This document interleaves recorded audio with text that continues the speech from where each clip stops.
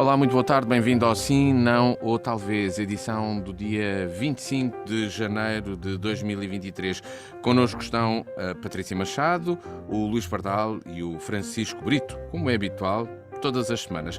Depois de uma pausa realmente que aconteceu na semana passada, voltamos e não seria mais apropriado o dia em que realizamos este programa para o tema que também escolhemos de agenda. A luta dos professores. O ano começou com greves e uma manifestação. Hoje iniciou-se a greve distrital, chegou a greve do distrito aqui ao distrito de Évora e, pelo que percebemos no momento em que gravamos o programa, a adesão a esta greve está a ser muito grande. Podem os municípios gerir a educação? É uma das perguntas que se faz. O que receiam e reivindicam os professores. Patrícia Machado, bem-vinda, bom dia. Afinal, o que é que está aqui em luta? Que divergência é esta? Ora, bom dia a todos, aos nossos ouvintes, ao Luís Matia, aos meus colegas de debate. Sim, nem mais apropriado, no momento em que este programa o debate irá para o ar, terá realizado, para além da greve distrital, convocada pela FENPROF, um conjunto de plataformas de sindicatos, há também uma ação que se terá realizado na Praça do Geraldo e que estou certa que será uma grande expressão de descontentamento aliado à proposta da possibilidade de facto de defesa da escola pública, porque o que aqui está em causa naturalmente é uma luta dos professores sobre os seus direitos, as suas carreiras, a sua valorização enquanto profissionais da educação, mas o que está aqui em causa, juntamente com outras lutas de outros profissionais da educação, é de facto a defesa pela escola pública. Isto o descontentamento dos professores, que é disso que estamos a falar, não é de hoje, e não podemos resumir a estas ações. Isto é, digamos assim, um processo que tem vindo a ser desenvolvido, em que o descontentamento e a inquietação se tem vindo a avolumar, porque o Governo não só não tem respondido às propostas e às reivindicações dos professores, como aquilo que tem apresentado não resolve e até afronta. As alterações criam maiores dificuldades, como é o caso, por exemplo, do recrutamento dos professores passar a ser feito pelos diretores de escola, em vez de ser concurso nacional. Toda esta linha de que lhe chamam a municipalização, que é aquilo que temos vindo aqui a falar, da transferência de competências para os municípios, e o que isso vai agravar do ponto de vista de ataque à escola pública, porque naturalmente não podemos ter 308 políticas educativas, deve ser uma, com expressões e adequada às realidades e às características próprias de cada território. Não se vislumbra nenhuma diligência no sentido da valorização da carreira dos professores e das respectivas remunerações. Continua a ser recusado todo o tempo de serviço prestado pelos professores para efeito de progressão. Podemos dizer que houve, por parte do Governo, um apagão, literalmente um apagão do tempo de trabalho, mais de 9 anos, mantém-se as cotas nos acessos aos 5º e 7º escalões, não se vincula nas cotas, nos acessos aos 5º e 7º, não se vincula os professores com mais de 5, 10 e 15 anos de serviço. A situação da precariedade, nós sabemos inúmeros exemplos de professores que não ficam colocados num ano, que não conseguem progredir, que vão para quilómetros de distância. Nós podemos dizer que a média de entrada nos quadros é à volta dos 40 anos. Nós temos um corpo de docentes envelhecido, dificuldade de recrutamento por tudo o que acabei de dizer e, portanto, estamos perante um problema real, que não é novo, que os professores têm apresentado um conjunto de propostas para ir ao encontro daquilo que são os seus direitos e, portanto, nós estamos confrontados a muito curto prazo. Aliás, já há disciplinas onde não há professores. E, portanto, precisa de haver aqui, e considero que há alternativa, que há soluções, haja vontade política, naturalmente, para ir ao encontro, e valorizava muito, muito, muito esta disponibilidade dos trabalhadores para a luta, que é justa e é necessária, em nome também, não só das suas carreiras, mas da defesa da escola pública. Francisco Brito, boa tarde, bem-vindo. No teu entendimento, que leitura fazes desta luta e desta divergência entre professores e governo? Em que ponto estamos e como é que isto começa a afetar também outras pessoas, naturalmente? Ora, muito boa tarde a todos, boa tarde aos colegas de debate, boa tarde à rádio e aos nossos ouvintes. Sem dúvida que esta luta espelha um acumular de situações dos últimos anos, essencialmente, e de falta de reformas que deviam existir, não só no processo de recrutamento, mas tudo o que envolve a carreira docente. Nós sabemos que é uma classe profissional que está envelhecida e está cansada, não só cansada por via da quantidade de anos que tem entregue à escola pública e na luta pelo ensino de qualidade, mas também cansado de todas as burocracias que têm vindo a ser colocadas no cotidiano dos professores. Hoje em dia, os professores não servem só para ensinar, e seria essa a principal tarefa que teriam e aquilo que nós, como comunidade, gostaríamos que os professores tivessem, mas hoje em dia os professores também são burocratas, também são secretários e isto não pode acontecer. Ou seja, é muito importante que, para além de todas estas questões que estão a ser reivindicadas, esta questão da divisão de trabalho, da desburocratização da profissão de professor, das tarefas diárias dos professores, seja encarada com seriedade e que existam reformas neste sentido. Eu acredito que, neste tema, os secretariados das escolas, principalmente os agrupamentos, podem ter aqui um papel muito importante, só que isto tem que partir naturalmente do governo. E com esta questão toda da contratação, e com esta proposta ou esta ideia de querer colocar nas mãos dos diretores dos agrupamentos a possibilidade de contratar os professores, nós vemos que há aqui novamente uma intenção escondida de regionalizar. E neste caso, regionalizar a educação, não só por via daquilo que se falou em relação aos municípios, mas também às direções dos agrupamentos e das escolas. E eu acho que é importante que olhemos para esta questão do ponto de vista nacional, até porque o facto do concurso ser nacional, não obstante que deve ter as suas divisões próprias para que os professores não se continuem a deslocar para muito longe da sua área de residência, mas o concurso nacional permite que exista uma maior equidade.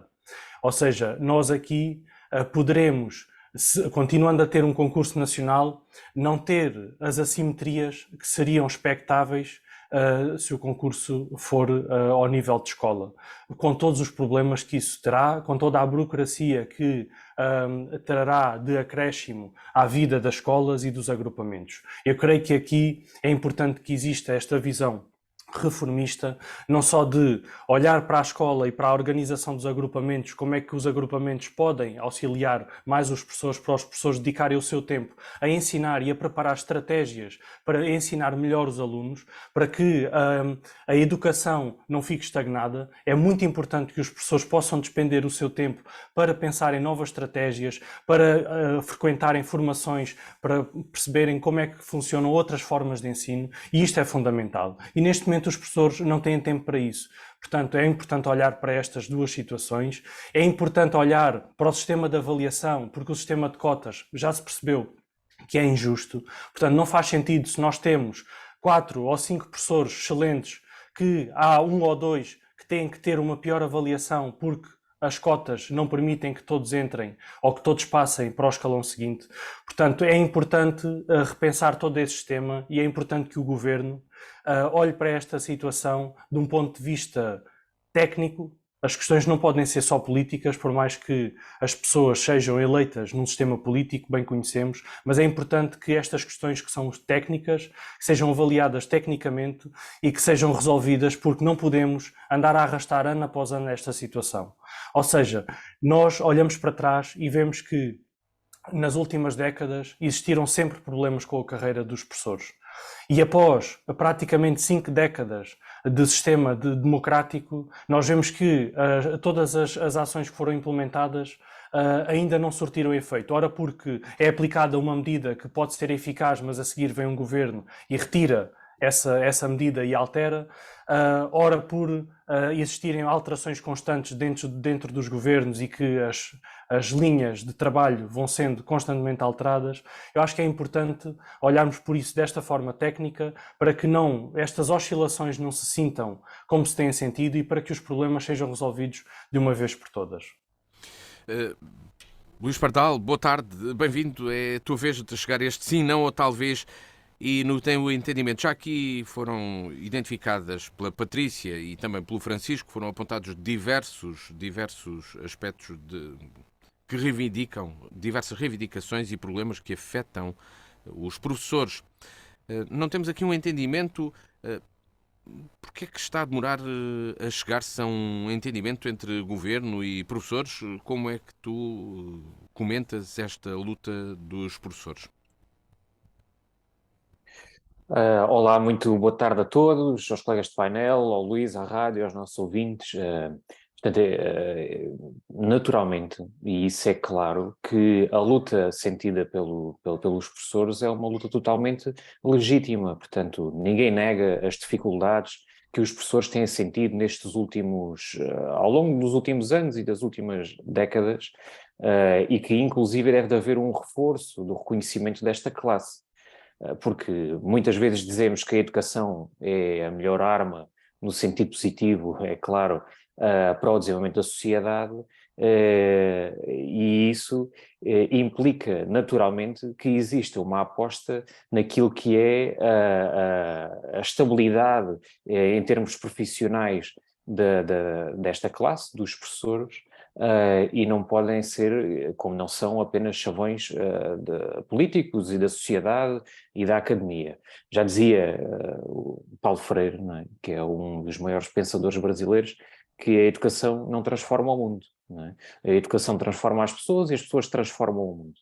E, portanto, temos que, naturalmente, acompanhar esta lógica de que temos que transformar aquilo que é também, naturalmente, a qualidade da profissão e as suas combater as suas carências.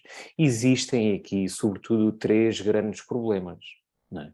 Que é a falta de professores, essa é uma realidade, e que eu entendo que é um problema que se vai agravar ao longo dos próximos anos, sobretudo porque nós, se bem se recordam, por volta de 2007, 2008, 2009, dizia-se aos nossos jovens, não é? Dizia-se e sentia-se isso, de que se vais por um curso de ensino, não vais ter trabalho. E, portanto, isso fez, ao longo ali de vários anos, com que muita gente não ingressasse nos cursos das ciências da educação. E, portanto, esse problema nós vamos senti-lo a médio e longo prazo.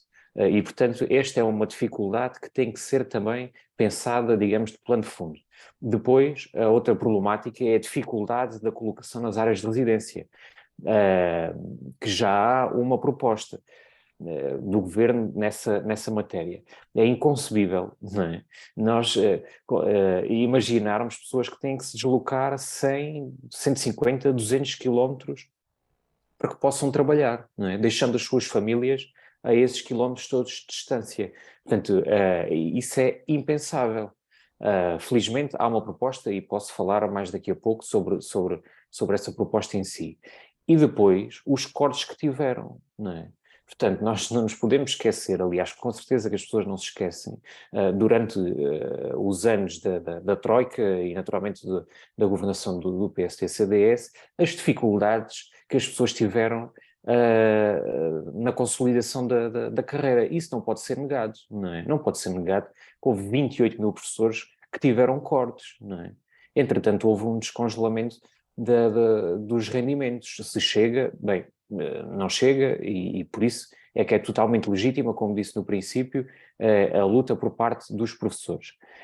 Mas não nos podemos esquecer que houve a vinculação cerca de 22 mil professores nos últimos anos, que houve mudanças significativas na gestão, sobretudo dos horários dos intervalos do primeiro ciclo. Não é? Como não podemos negar nem esquecer que hoje estamos a discutir a vinculação que pode ser consolidada ao fim de 3 anos, naturalmente que o modelo não é o ideal e é por isso que também que há uma proposta em cima da mesa, mas que se hoje estamos a discutir 3 anos, nos anos da anterior governação que hoje está na oposição, era de 5 anos, estava em 5 anos. Se hoje está em 3, na altura estava em 5 anos, que depois foi reduzida para 4, e finalmente, há uns anos para cá, sim, está em 3. Se chega, pois, claro que não, não é? E, portanto, se existem algumas propostas em cima da mesa, e ontem foi anunciada uma em que vão ser criados 2 escalões para professores que não pertencem aos quadros, não é? Em que o último escalão, o terceiro escalão, ronda os 1.900 euros brutos, não é? Portanto, essa é uma medida que está a ser negociada. O que já foi anunciado também, o novo modelo para os vínculos, que vai só neste ano incluir 10.500 novos professores, é 3 vezes mais do que com o anterior modelo. A colega há pouco falava que não há avanços no quinto e sétimo escalão. Não é verdade.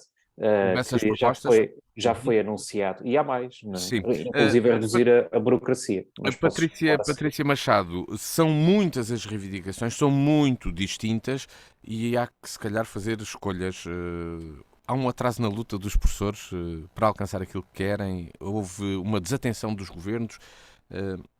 Será que os professores também devem ter mais poder nas escolas? Eu tenho ideia, e se puxarmos um pouco pela memória, a luta dos professores tem havido há muitos anos, não é? Naturalmente, a sua dimensão, os problemas em concreto, o que as motiva, as expressões são diferenciadas. Mas todos nós certamente nos lembramos das grandes manifestações de professores no tempo do governo do PS, da Maria de Lourdes Rodrigues, relativamente a que levou milhares e milhares de professores para as ruas de Lisboa. O que estamos efetivamente a discutir, e quando muitas vezes se fala de que o Estado é muito pesado, que os serviços públicos que se têm que caminhar para a privatização, é disso que estamos a falar na defesa dos serviços públicos, do direito à escola pública, àquilo que são a resposta às necessidades das crianças a partir das condições que os profissionais da escola pública têm, os auxiliares havendo em número suficiente, os professores com as condições para ter o seu caráter e papel orientador e pedagógico na escola e não responder a objetivos de avaliação, porque se não dão o currículo todo, profundamente condensado, sem aplicar as pedagogias e as estratégias que possam ser necessárias, ficam prejudicados na sua avaliação e, portanto, estamos a falar de questões concretas. Isto repercute-se desde logo nas crianças e nos jovens, na sua vontade, espírito crítico, vontade de aprender, de crescer curiosos, da crítica, né? Do olhar o mundo, tudo isto tem reflexos na própria sociedade. Portanto, é disto que estamos a falar quando defendemos os serviços públicos, seja na educação, na saúde, e te compete, de facto, a um modelo nacional de pedagógico, de curricular, de defesa da escola pública e de uma visão da escola pública que, naturalmente, depois deve ser aplicado. E por isso é que esta luta que os professores estão a desenvolver e a base que está nessas reivindicações destas greves distritais convocadas pela FENPROF são absolutamente... colocam as questões centrais, portanto, da valorização das carreiras e dos direitos destes profissionais, porque no outro dia falava com uma professora que tem 42 anos e que há 18 anos que dá aulas. Há 18 anos que dá aulas e só agora este ano se conseguiu aproximar de casa e está em vendas novas, porque ela é de Montemoro Novo, não é? Mas pronto, está de facto mais próxima de casa. E só há pouco tempo é que conseguiu ficar em quadro de escola. Portanto, muitos professores têm desistido da carreira, naturalmente não encontram ali condições de desenvolver a sua carreira. Nós temos sucessivos governos. O PSD não pode limpar daqui as suas mãos, o CDS, as propostas do Chega e da Iniciativa Liberal. O PS tem sucessivamente rejeitado, e muitas vezes acompanhado pelo PSD, mas na última discussão do orçamento, propostas concretas relativamente a esta. Por exemplo, a questão de efetivar o direito de todos os docentes ao posicionamento no escalão remuneratório. Não se diz que não há uma ou outra proposta. A questão é as propostas que respondem aos problemas concretos. E essas foram chumbadas pelo Partido Socialista. Aquilo que permite, mesmo, por exemplo, as questões da mobilidade e dos problemas da mobilidade, foi num governo do PSD. Portanto, há aqui um problema, que é as opções políticas de fundo, que têm sido opções de política de direita, seja pela mão do PS, seja pela mão do PSD, CDS e as propostas dos seus sucedâneos, digamos assim, que aí estão, e há a realidade. Muitas das vezes a gente fala daquilo que se quer fazer passar, mas depois há a realidade sentida nas escolas. E não é por acaso que milhares e milhares e milhares de professores estão na rua. E vamos ver hoje aqui em Évora. Portanto, e certamente estamos certos que vão muitos ali à Praça do Geraldo, porque as reivindicações são justas, a luta é necessária e é necessário que o governo e, e aqueles que têm a possibilidade nas suas mãos, porque infelizmente não é caso novo, uma coisa é as intenções, outra coisa é há a possibilidade de alterar, negociando naturalmente, indo para as mesas das negociações com vontade de negociar e discutir, e não com a porta fechada, dizer ou é assim ou nada feito, quando estamos a falar, em cima de tudo, não de regalias, não de uma classe privilegiada, mas sim de alterações profundas que têm havido no setor da educação e na carreira dos professores. Hoje são muito, muito, muito poucos, porque não há 3 escalões, há 10. São muito, muito, muito poucos aqueles que aspiram a chegar ao fim da carreira, no topo da carreira. Portanto, é necessário olhar para estas reivindicações numa visão mais ampla da defesa da escola pública, das condições dos seus profissionais, hoje falamos de professores, mas podíamos falar de outros, e das condições que se têm que dar, recuando e alterando, nomeadamente esta questão do concurso, da progressão e da valorização das carreiras.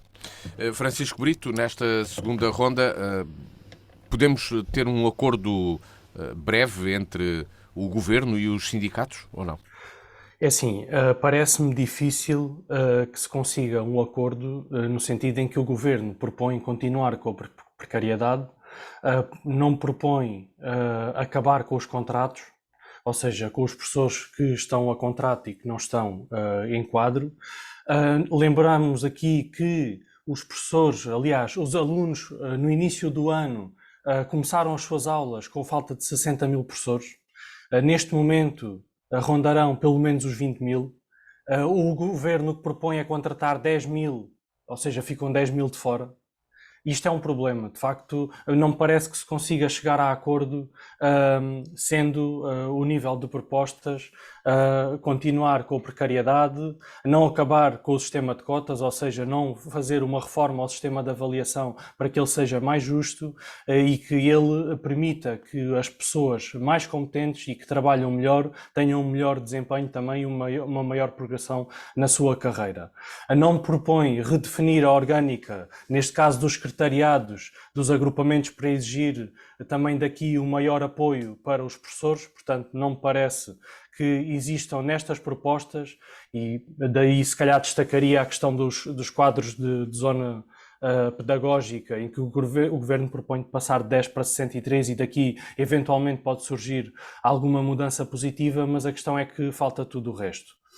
Também gostaria de dar só ainda uma nota em relação a esta reivindicação e esta luta que os professores têm mantido na rua e que é muito justa, mas gostaria de lamentar aqui algo que me custa ver na maior parte das lutas que têm existido, que é a instrumentalização por parte principalmente da CDU e do Bloco de Esquerda destas lutas. E curiosamente foram partidos que nada fizeram para melhorar a vida desta classe profissional e de muitas outras, enquanto apoiaram o governo do PS. Mas depois vêm nestas alturas a tirar culpas para os outros que tentaram limpar as trapalhadas que foram feitas, principalmente no governo do engenheiro Sócrates, e que nos levou não só à bancarrota, mas nos levou também, e como já foi aqui referido também, às manifestações na rua de muitos professores. Aliás, o sistema de cotas tem a marca do engenheiro Sócrates, e a maior parte dos problemas que nós hoje temos na classe docente e principalmente ao nível burocrático tem a marca do governo do engenheiro Sócrates. Portanto, não percebo aqui esta falta de memória muito seletiva que é comum na CDU e no Bloco de Esquerda. Gostaria de deixar uma nota final sobre este castelo de cartas de António Costa, que está a tremer e que muito provavelmente terá repercussões também noutras classes profissionais que têm sofrido bastante, não só a classe profissional dos professores, mas também a dos enfermeiros, as dos médicos e por aí fora, as das forças de segurança, que tem sido também já falada noutros anos, e tenho a certeza que no futuro iremos ver, com certeza, manifestações destas outras classes profissionais. Luís Pardal, para quando é que poderá existir um acordo, para breve ou não, entre professores e governo? Não, portanto, este modelo de greve, portanto, digamos, diário e é seletivo em termos de geografia, e, portanto, acredito que mesmo que o governo continue as negociações com as estruturas sindicais, como aliás está a fazer, acredito que estas greves pelos distritos vão continuar até chegar naturalmente ao fim. Agora, tem havido negociações, tem havido passos da parte do governo e que já reconheceu, inclusive, todas as dificuldades e naturalmente que sente as dificuldades que os professores referem, e acredito que há aqui boa fé de ambas as partes e que se vai conseguir chegar a uma negociação. Quando eu falei há pouco dos 3 escalões, são efetivamente 3 escalões. Portanto, de facto, os professores têm, dentro do seu quadro de carreira, 10 escalões. Mas a proposta que veio para cima da mesa ontem à noite foi a criação de 2 novos escalões para docentes que não pertencem aos quadros, não é? E isto vai permitir, portanto, vai permitir que um aumento na ordem dos 350 euros com a criação destes 2 novos escalões. Naturalmente que o ideal é que a fórmula permita o maior número de integração no quadro possível, e é isso que está também em cima da mesa e a ser negociado. O quinto e o sétimo escalão têm sido naturalmente aqui uma grande reivindicação, e já houve um sinal positivo em que com a nova, portanto com esta flexibilização, permite a progressão na ordem dos 75 professores, até ao final desta legislatura, 75% dos professores que vão subir para o escalão seguinte, portanto isto do quarto para o quinto, portanto este é um sinal positivo. Como falei há pouco, a redução das zonas pedagógicas, algo que algo que é incompreensível, volto a dizer, por um lado, e por outro lado que há esta abertura. A questão que não terminei há pouco de reduzir a burocracia.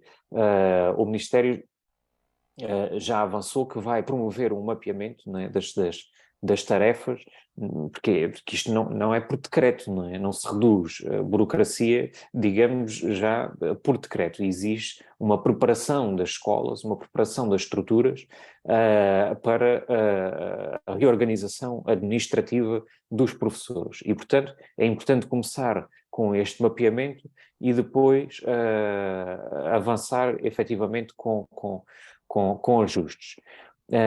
E há pouco, quando se falava na municipalização da contratação dos professores, essa foi, digamos, aqui uma comunicação que pode não ter sido clara da parte do Ministério, em que, se bem se recordam, no dia a seguir, ou passado 2 dias, portanto isto aqui há 2 semanas atrás, eu até, no sim não talvez do final do programa, até como nota final, ainda todo este assunto não estava tão fugaz como está hoje, dei logo a nota de que não são os municípios que vão passar a contratar os professores, porque eventualmente pode ter passado essa mensagem, mas isso não é verdade. Mas foi uma ambiguidade da interpretação, porque a ideia é, através dos conselhos locais de diretores, poder, não é, resolver problemas de contratação de uma forma cirúrgica, e isso só é possível a um nível local. E, portanto, só que isso teve por base essa má interpretação. Fica o comentário do Luís Pardal. Este é um tema que certamente iremos tratar noutros momentos, mas hoje é o dia mais pertinente para abordar esta questão, dia em que decorre a greve no Distrito de Évora, e que é a nossa zona de abrangência da Diana.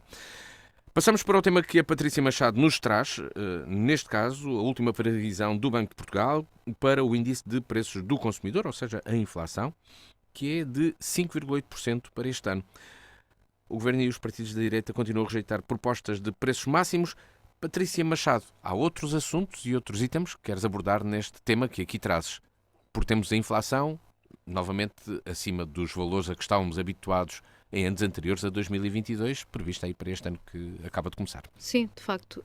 Eu sugeri este tema porque nós iniciamos um ano em que saímos de em 2022, em que a grande maioria de quem vive do seu trabalho perdeu, em média, um salário ao longo do ano em função daquilo que foi o resultado do aumento do custo de vida.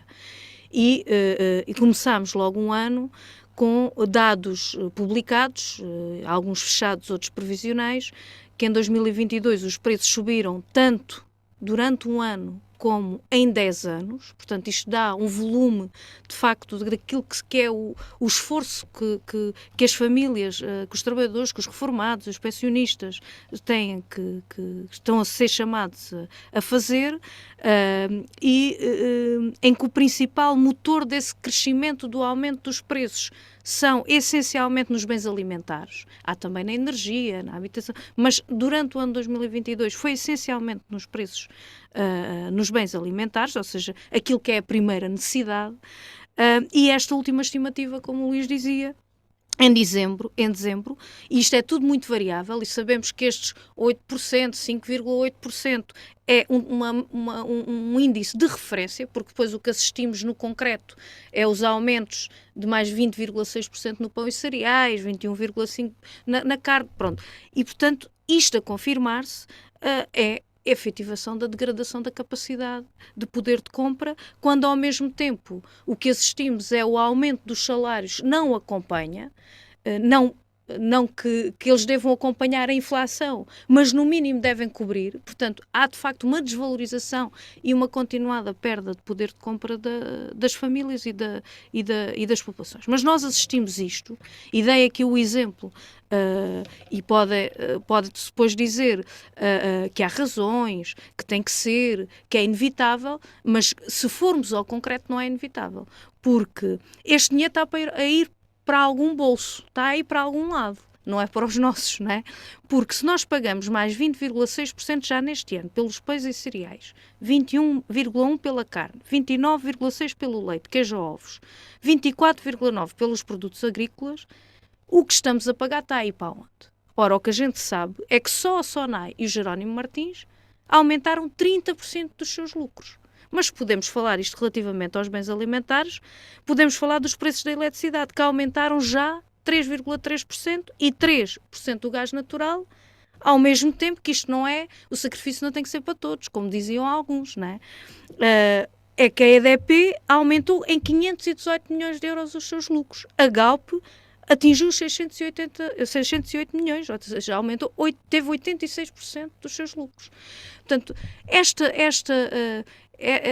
caminho de aumentar, ao mesmo tempo que, como eu também disse no último programa, havia uma proposta que foi, faz esta sexta-feira, 2 semanas, apresentada pelo PCP para imprimir um regime de tabulação de preços máximos em que os preços fossem os valores de referência, dos produtos alimentares, para que as famílias não tenham que cortar nos bens de primeira necessidade. Estamos a falar de alimentação, há crianças a ir para a escola com fome, novamente, e a proposta foi chumbada, mas foi chumbada pelo PS, pelo PSD, pela Iniciativa Liberal e pelo Chega. Portanto, o Francisco Brito e o Luís Pardal, o Francisco Brito há pouco sobre a educação, bem que podia dizer que isto era utilizado. Não. Há opções e há elementos concretos. Quando é a hora de votar e quando é a hora de desenvolver as políticas, as opções são estas. aumenta-se os preços para as famílias, para quem trabalha, para os pensionistas, e aumenta-se os lucros. Portanto, este dinheiro não está a ir para uma coisa no éter ou no ar, está a ir direitinho para os bolsos da especulação dos grandes grupos económicos. E, portanto, era este elemento que há propostas alternativas que têm sido chumbadas. As famílias continuam a degradar os poderes de compra e os grandes grupos económicos continuam a aumentar os seus lucros. Não é correto e precisa de ser invertida esta política. Francisco Brito, que políticas podem ser implementadas? Há estas propostas, algumas já foram implementadas noutros países da Europa, nomeadamente a redução dos impostos, do imposto sobre valor acrescentado, aqui ao lado, em Espanha, num cabaz alimentar, pelo menos nos primeiros 6 meses do ano. Aliás, a Espanha provavelmente tem alguns exemplos, porque foi o país da União Europeia com menor taxa de inflação em 2022, ficou pouco superior a 5%, nos valores que nós agora prevemos para Portugal em 2023. Que propostas podem ser feitas e podem ser implementadas pelo Governo para combater a inflação? Bem, Espanha que há bem poucos dias também teve milhares de pessoas nas ruas a manifestarem-se. Bem, enfim, esta proposta de tabulação de preço, ou seja, da instituição de preços máximos para alguns alimentos, é uma medida protecionista e populista. Isto porque é aquilo que as pessoas querem ouvir sem conhecerem os impactos negativos que isto tem na economia. Ou seja, claro que as pessoas tendo dificuldades em comprar pensam se houver um preço máximo, à partida seria mais fácil. Só que na realidade não é assim. Na realidade há um estrangulamento da economia e nós podemos ver onde é que isto foi aplicado e que resultado é que teve. Até porque em 2017 isto foi aplicado na Venezuela e depois disso a inflação chegou a 10.000%. Portanto, isto, qual é que é o impacto direto e quem é que afeta? Para já afeta logo os pequenos produtores, até porque a proposta tecnicamente está mal construída, está mal feita, ela é pública e desafio as pessoas a irem ver. E quem é que ela afeta? Afeta os pequenos produtores, e dou, por exemplo, o exemplo de um padeiro que, para fazer o pão, e aqui a proposta da CDU é dizer qual é que é o preço máximo de venda do pão, só que esquecem-se que para fazer um pão é preciso água, é preciso energia, é preciso farinha, é preciso sal, é preciso fermento, entre outros ingredientes que também podem ser necessários e que não têm limitação de preços por questões óbvias de não se conseguirem limitar porque todos os custos aumentam e a economia funciona em círculo. Portanto, tecnicamente isto nunca seria aplicável. Ou seja, o que aconteceria é que ao fim de algum tempo, o padeiro deixaria de trabalhar porque estaria a pagar para trabalhar. Ou seja, um pão que teria que vender se calhar a 1,5€ ou 2€, estaria a pagar 3 ou 4 para o fazer. E isto aconteceu na União Soviética, basta olharmos para aqueles que são os exemplos que o mundo nos mostra sobre isto. O que acontecia é que haviam pessoas com filas intermináveis para comprar pão, e isto é o fim da economia social e é o início do empobrecimento em massa da população. Por isso, naturalmente, que o PSD nunca concordaria com este tipo de medida. Nós temos que perceber que o nosso sistema económico não se baseia em quem é que fica com dinheiro no bolso. A preocupação é que as pessoas vivam bem e que consigam ter uma vida feliz e uma vida com o dinheiro que ganham com o seu trabalho e que conseguem naturalmente viver confortavelmente. É esse o nosso espírito, não é de controlar como é que as pessoas ganham esse dinheiro ou para que bolso é que vai o lucro, porque enfim há partidos, e a Patrícia aqui mostrou que tem este problema com o lucro e parece que tem assim uma fixação com alguns grupos económicos. Eu sugeria à Patrícia que reunisse com esses grupos económicos para que se conseguissem entender se calhar melhor uns com os outros em vez de andarem sempre nestas crispações, até porque depois há valores apontados como lucro, que são valores de vendas, enfim, isto depois é tudo muito confuso. Depois aí também está valor que vem de fora dos investimentos no estrangeiro e que aumenta a nossa e fortalece a nossa economia e é visto aqui do ponto de vista negativo. Bem, enfim, isto é tudo de facto muito confuso. Eu acho que isso devia ser clarificado para que depois também consigam ter posições públicas um bocadinho mais claras e que realmente tenham propostas que ajudem a nossa economia a crescer, porque se a nossa economia crescer, se as nossas empresas, desde as pequenas às médias, às grandes, se todas elas crescerem e que se robustecerem, com certeza que nós todos viveremos melhor, os salários serão maiores e isso sim é que nos importa e que importa naturalmente ao PSD. Luís Pardal, entre tabelar e não tabelar preços, há algum caminho? Pode ser, que medidas podem ser tomadas? Porque já percebemos que o Governo tem aqui também, e isso já foi tornado quase público, e até com as mensagens vindas do próprio Banco Central Europeu, de que as medidas de apoio podem estar a ajudar sim a aumentar a inflação e não a diminuí-la. Mas que medidas é que podem ser tomadas pelos governos, e neste caso pelo nosso, para que a inflação não seja tão elevada quanto aquela que está prevista, de 5,8% para este ano? Sim, portanto, fazendo aqui um breve primeiro comentário, no fundo isto é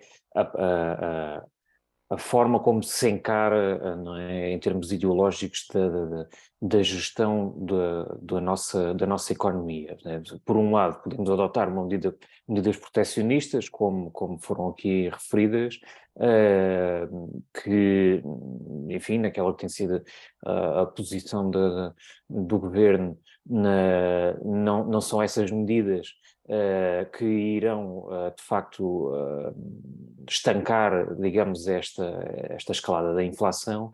É preciso, sim, medidas dinâmicas, por um lado, que promovam o crescimento da economia, não é?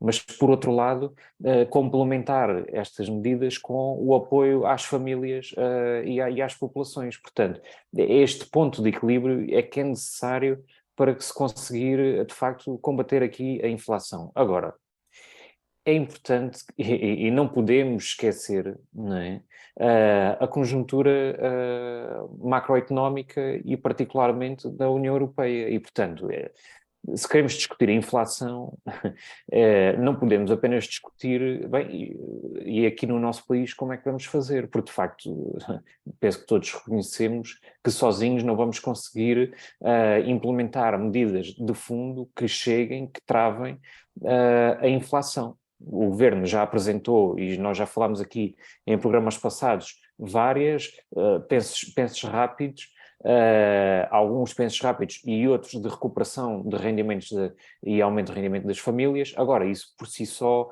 não chega. Na semana passada, né, na Suíça, o governador do Banco de Portugal, o professor Mário Centeno, fez aqui algumas observações interessantes, que enfim, não são só observações, são constatações. Portanto, na zona euro, não é, no último trimestre do ano,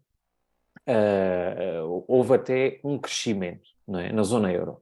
E, portanto, isso até foi positivo para a economia. E mais, ele dizia que era esperado, não é, ou é esperado, que neste primeiro trimestre de 2023 também seja positivo.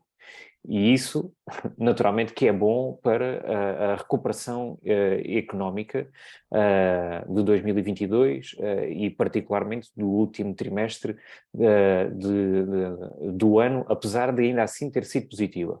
E, por outro lado, ainda há um indicador da redução da inflação dos preços da energia e das matérias-primas. E, portanto, isto são bons indicadores e que, eventualmente, poderá face às condições atuais, né, que são aquelas que conhecemos hoje, não sabemos o que é que ainda poderá piorar em termos das relações internacionais, mas por agora há esta perspectiva positiva. Agora, de facto, reconhece, né, que há momentos difíceis e, portanto, isso é preciso uma atenção especial para as famílias e para os jovens também, que se encontram numa situação fragilizada. Agora, por outro, é importante referir aqui também outra reunião que aconteceu na semana passada e que, enfim, que será essencial para, de facto, serem promovidas aqui medidas com impacto em termos da União Europeia. É que na semana passada houve uma reunião dos ministros das Finanças, não é? E o que é que eles estiveram a discutir? No fundo, os Estados Unidos criou um plano de subvenções que não tem nada mais, nada menos do que 400 mil milhões de euros, portanto traduzidos para euros, para travar a inflação. E, portanto, a União Europeia tem que reagir naturalmente perante isto, não é? Portanto, senão vai criar aqui um desequilíbrio natural e, portanto, a economia irá, com certeza, equilibrar o peso deste apoio. Agora, o modelo dos Estados Unidos não pode ser replicável para a União Europeia. E, por outro lado, a União Europeia não pode correr o risco, não pode dar-se esse risco de fazer o mesmo que fez quando foi a pandemia. Porque quando foi a pandemia, as ajudas de Estado, não é, que ocorreram durante a pandemia, só os países mais musculados, e estes são aqui a França e a Alemanha, é que conseguiram de facto apoiar certo e determinado tipo de indústrias e determinados tipos de atividades, e só estes dois países retiveram 80% das ajudas estatais que foram concedidas. E, portanto, esta discussão tem que ser feita, porque senão corremos o risco de, mesmo dentro da União Europeia, não estarmos a ajudar de uma forma equilibrada todos os países da União Europeia. E, portanto, esta discussão é importante para darmos esse passo. Patrícia Machado, entre a tabela de preços e a subvenção ou apoio ao setor produtivo, há mais propostas? Como é que entendes e como é que analisas estas propostas que aqui também foram lançadas? Há inúmeras propostas e o PCP tem feito muitas delas que infelizmente têm sido rejeitadas, quer pelo PS, PSD, Chega e Iniciativa Liberal. Mas quando se fala em impactos à economia, nós precisamos de falar do país real e precisamos falar a verdade às pessoas. Uma coisa é as opções políticas e claramente há aqui campos de visão ideológicos e de soluções para o país claramente distintos. Portanto, há aqueles como o Francisco Brito e como as ações do partido do Luís Pardal que defendem. O Luís Pardal não colocou isso exatamente agora na intervenção, mas quer o PSD, quer o PS, têm feito opções claras de beneficiar os grandes grupos económicos e de criar dificuldades ao desenvolvimento do país, daquilo que é o país das pessoas reais, das micro, pequenas e médias empresas, dos trabalhadores, dos pensionistas e reformados, face à realidade concreta, que é disso que estamos a falar, em que as pessoas estão a ficar desesperadas, em que os aumentos das casas vão ter em média mais 100, mais 200, há alguns casos mais 300 consoante o crédito, agora nas taxas variáveis em 3, 6 e 1 ano. E a banca continua a arrecadar, quase que duplicar os seus lucros para 2 mil milhões de euros. É disto que estamos a falar. A gente depois pode ir aqui para a parte técnica, mas é disto que estamos a falar. Há quem esteja a ganhar, e muito, e não é o padeiro. Portanto, há quem esteja a ganhar, e muito. A proposta que o PCP fez foi proposta da criação de um regime de preços máximos a aplicar a um cabaz essencial alimentar, não é? Defendendo um preço de referência para cada produto com base no custo real, portanto aqui o padeiro está salvaguardado, e na margem não especulativa, que é aqui que entra o problema, porque uma coisa não está na produção.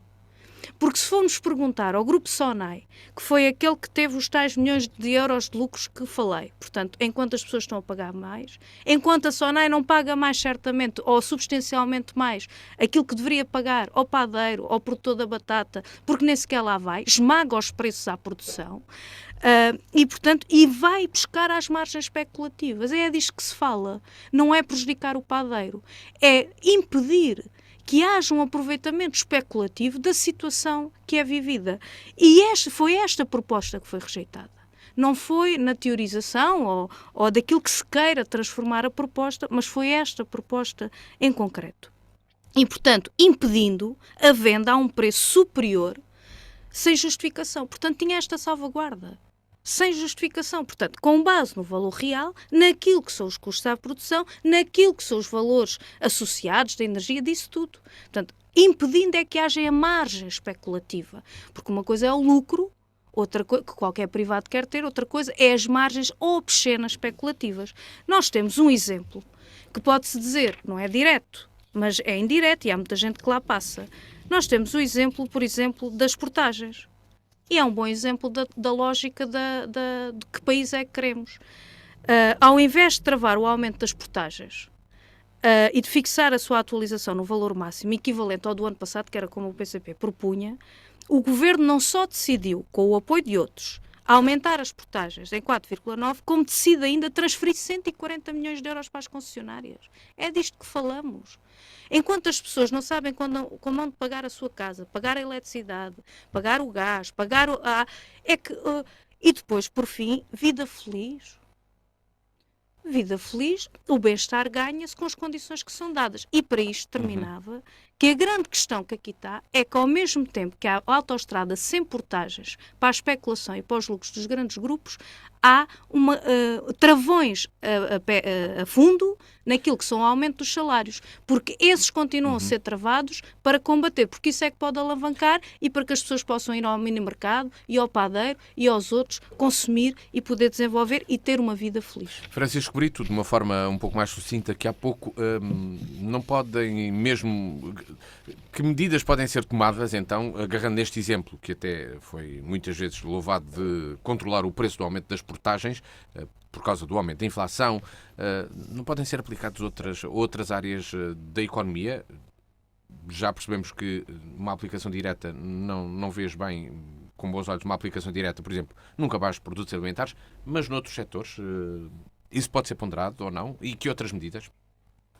Bem, é só aqui uma questão. A Patrícia acabou de dar-me razão ao dizer que a proposta foi exatamente no ponto do preço de produção. Ou seja, aquilo que a Patrícia acabou de dizer é que, aumentando o custo de produção, aumenta o valor tabelado. Ou seja, na realidade, a medida é ineficaz. Porque os preços de produção vão aumentando, quer dizer que é só os para preços vão cortar sempre a margem aumentando. especulativa, ó Francisco, não distorças o E que eu aquilo digo. que disseste foi que, Não. foi que existem preços, por exemplo, no pão, preços inflacionados. Bem, é assim, eu vou à padaria e vou ao supermercado e os preços são bastante semelhantes e aumentaram bastante, os custos de produção aumentaram bastante. Mas, no entanto, a CDU nunca foi favorável à isenção do IVA. E a isenção do IVA seria fundamental para resolver esta situação, porque cortaria logo essa margem do preço que as pessoas pagam. Deixa-se o exemplo de Espanha. E, obviamente, que os valores dos salários mínimos e dos salários médios têm que aumentar, porque isso é uma discussão que temos aqui e que sabem perfeitamente aquilo que eu acho em relação a isso. Ou seja, se nós não aumentamos o rendimento das famílias, nós não aumentamos a nossa competitividade em relação ao estrangeiro. Portanto, aí é óbvio. Claro que isto é um grupo muito grande é uma densidade enorme de critérios em termos económicos que têm que ser todos majorados, ou seja, a economia tem que melhorar em conjunto, não é só subir salários, porque senão depois há um desfalque, passa aqui a expressão, em relação àquilo que é a produtividade e aquilo que é o rendimento dessa produtividade. Agora, sem dúvida que isso tem que ir por aí, ou seja, acho que a questão da isenção do IVA para estes produtos, principalmente estes produtos essenciais e que conseguem ser identificados pelo cabaz alimentar, é fundamental. É fundamental aumentar o rendimento das famílias num valor que seria, no mínimo, o valor da inflação, e sabemos que os aumentos estão abaixo do valor da inflação. Portanto, é fundamental agir por aí. E claro que, enfim, isto que nós vemos hoje em dia são as dificuldades que são comuns em governações de esquerda, em que as pessoas vivem tendencialmente mais na pobreza. Portanto, é fundamental alterar a estratégia do país para lidar com estas questões da vida das pessoas, aquilo que afeta realmente a vida das pessoas, e não querer controlar aquilo que as pessoas ganham ou que as empresas ganham, que não nos parece, obviamente, que será o caminho. Luís Pardal, e no teu entendimento, também tivemos já que foi dado o exemplo das portagens, da intervenção nas portagens, mas eu lembro, por exemplo, um outro tipo de intervenção, que foi a redução dos impostos, quando o aumento do preço dos combustíveis. Não poderiam existir mais medidas deste género noutros setores da economia? Portanto, de facto, o que aconteceu com as portagens, enfim, não foi bem assim, eventualmente, como foi passado. De facto, perspectivava-se um aumento dos preços das portagens, e a medida que o governo encontrou para estancar o máximo possível e minimizar os impactos no bolso das famílias foi de facto suportar, digamos, aquilo que seria esse aumento para que não se sentisse mais. Portanto, e isso aconteceu nesse aspecto. O combustível, portanto, eu recordo-me, fazemos muitas comparações com a Espanha, mas ainda aqui há umas semanas fui colocar combustível em Espanha e em Portugal seria mais barato, conseguia colocar mais barato do que inclusivamente em Espanha. Portanto, essas foram algumas medidas, mas, por exemplo, até estão aqui a recordar do pagamento dos 10 euros do preço por garrafa de gás por parte das juntas de freguesia, que isso na altura até criou aqui algum ruído, porque na altura essa medida foi anunciada pela comunicação social, ainda as juntas de freguesia não tinham conhecimento desse trabalho que iriam prestar às suas populações, e que resultou bem, na medida em que foi, e portanto quero acreditar que também é uma medida que poderá continuar. Estamos a falar aqui do pagamento de 10 euros por garrafa de gás por mês, portanto nos meses de outubro, novembro e dezembro. Portanto foi mais uma medida. A descida do IVA da eletricidade, não é? Portanto a redução para 6%, salvo erro aqui. E, portanto, esses foram, enfim, algumas medidas. O pagamento de 240 euros às famílias mais carenciadas que houve em dezembro, que foi feito esse pagamento no dia 23 de dezembro. Portanto, foi uma outra medida de apoio. Mesmo para o setor social, que é um setor que tem grandes desafios em 2023, no último trimestre do ano houve uma medida extraordinária no valor de 75 milhões de euros, que incrementaram aqui para esse apoio. E, portanto, e outros exemplos aconteceram no apoio às famílias. Agora, de facto, é preciso haver aqui medidas de fundo, estruturais, mas essas medidas também só se vão conseguir quando houver um entendimento na União Europeia sobre um modelo em como poderá ser redistribuído para os países de Estados-membros. Uhum. Dos temas deste sim, não, ou talvez entramos na última parte, a terceira, em que a Patrícia, o Francisco e o Luís fazem aqui a sua avaliação e dão aqui um sim, aprovam, reprovam ou lançam dúvidas sobre um determinado assunto. É o sim, não, ou talvez final. Patrícia Machado, começas tu precisamente. Um sim, um não, ou talvez hoje... Vamos ouvir, agora sim, já ouvimos a Patrícia, sim. É um não à posição do Partido Socialista, que se juntou ao PSD e ao Chega e ao CDS no caso da Malagueira. O Chega não esteve na Assembleia de Freguesia do Bacelo e da Senhora da Saúde, portanto é um não a esse diz o que eu faço, não faças o que... Faz o que eu digo, não faças o que eu faço, do Partido Socialista, que ao longo dos últimos anos, enquanto a lei não o permitia, esteve sempre ao lado da CDU para a reposição das freguesias, em todas as moções e ações desenvolvidas nos vários órgãos, principalmente nas juntas de freguesia e assembleias de freguesia respectivas, do Bacelo e Senhora da Saúde, Malagueira e Horta das Figueiras, e agora que a lei o permitia, que havia essa possibilidade real, viraram costas à população e chumbaram a proposta de desagregação das freguesias que se tinha levado à Assembleia de Freguesia do passado dia 19 deste mês. Passo ao Francisco. Francisco Brito, um sim, não ou talvez? Bem, hoje há consonância de tema. Hoje o meu não vai para a posição da CDU e da coligação Cuidar de Évora, e que em vez de defenderem a transferência de competências e de verbas para as freguesias, têm lutado para que estas se dividam, aumentando assim os custos da operação e não alterando em nada aquilo que é a relação com a população. Mais uma vez, a CDU e a coligação Cuidar de Évora priorizaram os seus interesses políticos em vez de priorizarem a população. Por isso o meu não vai para aqueles que pensam em engordar as suas fileiras em vez de lutarem para que as freguesias tenham mais condições para servirem a população. Luís Pardal, é a tua vez, sim, não ou talvez? Bem, eu estou com muita vontade de mudar o meu não, mas não o vou fazer porque acredito que num próximo programa vamos poder discutir estes temas Temos três e nãos então. E o e teu não esclarecer é a para? população. É para? O meu não é, hoje é dia 25 de janeiro e continuamos sem luz para o orçamento e as grandes opções da Câmara Municipal de Évora para 2023. Portanto, o meu desejo para termos um orçamento ainda em janeiro, enfim, não foi só o meu, mas é com certeza da população de Évora e do nosso concelho, não foi realizado e, portanto, vamos esperar e precisamos ter muita esperança para que, no mínimo, no final do mês de fevereiro, mais natural, só apenas no mês de março, é que vamos ter um orçamento para o presente ano por parte da Câmara Municipal e é esta situação, sendo lamentável, só posso dizer não. Muito obrigado, Luís Pardal, Francisco Brito e Patrícia Machado, por este sim, não ou talvez, e digo eu que no final deste programa ficou bem explícita a beleza da política.